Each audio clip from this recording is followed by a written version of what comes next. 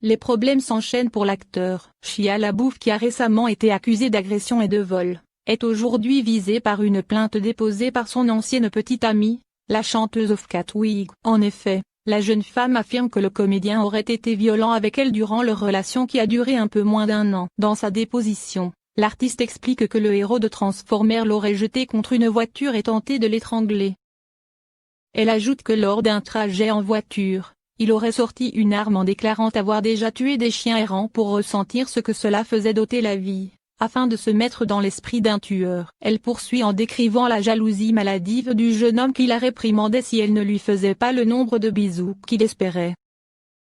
Toujours d'après ses déclarations, Shia LaBeouf était parano et dormait avec une arme parce qu'il était effrayé à l'idée que des membres d'un gang s'en prennent à lui. Mais ces terribles allégations ne s'arrêtent pas là. L'interprète de Sadeh surenchérit en avouant que son ex-petit copain lui aurait volontairement donné une maladie sexuellement transmissible.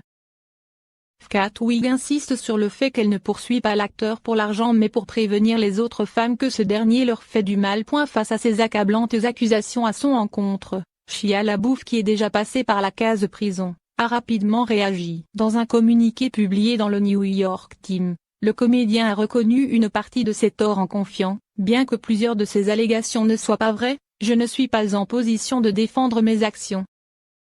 Je dois à ces femmes l'opportunité de dévoiler leurs déclarations publiquement et d'accepter la responsabilité pour les choses que j'ai faites. En tant que personne sur la voie de la guérison, je dois faire face presque tous les jours aux choses que j'ai dites ou que j'ai faites quand je buvais. Il a toujours été facile pour moi d'accepter mes torts quand mon comportement me donnait une mauvaise image, mais il est beaucoup plus difficile d'accepter le fait que j'ai pu causer une telle douleur à d'autres personnes.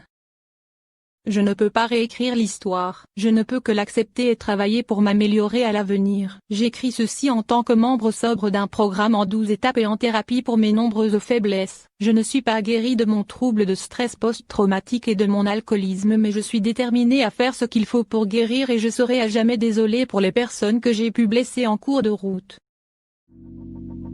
Let it go.